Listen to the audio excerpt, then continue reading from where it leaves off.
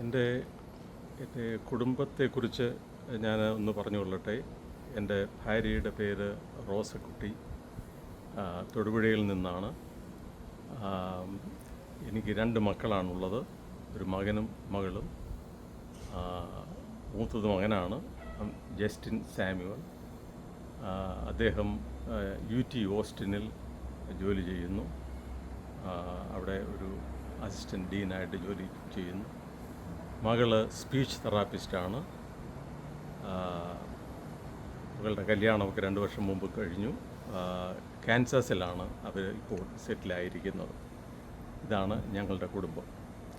ഞാൻ റിട്ടയർമെൻറ്റ് എടുത്തിട്ട് ഇപ്പോൾ 3-4 വർഷമായി. ഈ എഴുത്തും വായനയും ആണ് എൻ്റെ പ്രധാന ഹോബി. അതോടൊപ്പം ന്യൂസ് വാച്ച് ചെയ്യുന്ന പരിപാടിയുമുണ്ട്. ഏതായാലും ഇവിടെ ഹൂസ്റ്റണിൽ സാഹിത്യത്തിന് ഒരു കുറവുമില്ല എന്ന് ഞാൻ നേരത്തെ പറഞ്ഞല്ലോ. നമ്മുടെ കേരള റൈറ്റേഴ്സ് ഫോറത്തിൻ്റെ ജോൺ മാത്യു പോലെയുള്ള വലിയ സാഹിത്യകാരന്മാരുടെ കൂട്ടത്തിൽ പല കാര്യങ്ങളും ചർച്ച ചെയ്യുന്നതിനും കഥകളെക്കുറിച്ചുമൊക്കെ ചർച്ച ചെയ്യുന്നതിനൊക്കെ പല അവസരങ്ങളും ഞങ്ങൾക്ക് കിട്ടി. അങ്ങനെ ഇന്നും ഞാൻ അതിൻ്റെ വഴിയിൽ തന്നെ പോകാനായിട്ടാണ് എൻ്റെ ഒരു ആഗ്രഹം. സാഹിത്യം, ചിന്തകൾ, പുതിയ പുതിയ ചിന്തകൾ, അറിവിൻ്റെ ലബ്ധിക്കനുസരിച്ചുള്ള നമ്മുടെ ചിന്തകൾ മാറി പുതിയ പുതിയ ചിന്തകളുണ്ടായി മനുഷ്യരിൽ നന്മ വളരുന്നത് ആ ഒരു വഴിയിലൂടെയാണെന്ന് വിശ്വസിക്കുന്ന ഒരാളാണ് ഞാൻ. അതുകൊണ്ടാണ് അതിനൊരു വലിയ പ്രാധാന്യം ഞാൻ കൊടുക്കുന്നത്.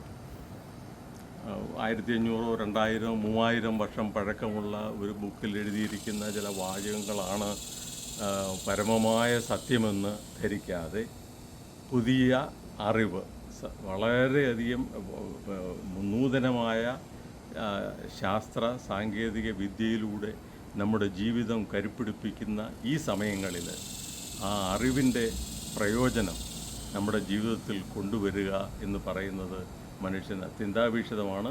മനുഷ്യരെല്ലാവരും അത് ചെയ്യുന്നുമുണ്ട്. പക്ഷേ എന്തുകൊണ്ടോ മനുഷ്യരതിനെ കാര്യമായിട്ട് പറഞ്ഞു നടക്കാറില്ല. യഥാർത്ഥത്തിൽ അറിവാണ് മനുഷ്യനെ അതിൻ്റെ ജീവിതത്തിൻ്റെ സായുജ്യതയിലേക്ക് എത്തിക്കുന്നത്. അറിവുകൊണ്ടാണ് നമുക്ക് പല കാര്യങ്ങളും നേരിടാൻ സാധിക്കുന്നത്.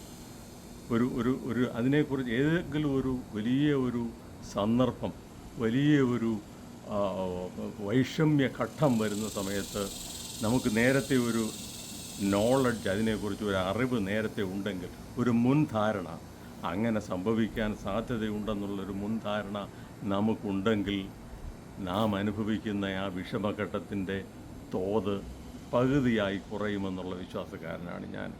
അതുകൊണ്ട് ഏറ്റവും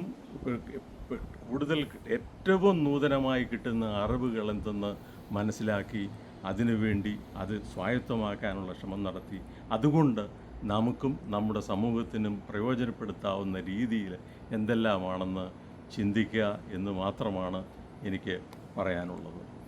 വീണ്ടും നമുക്ക് കാണാം.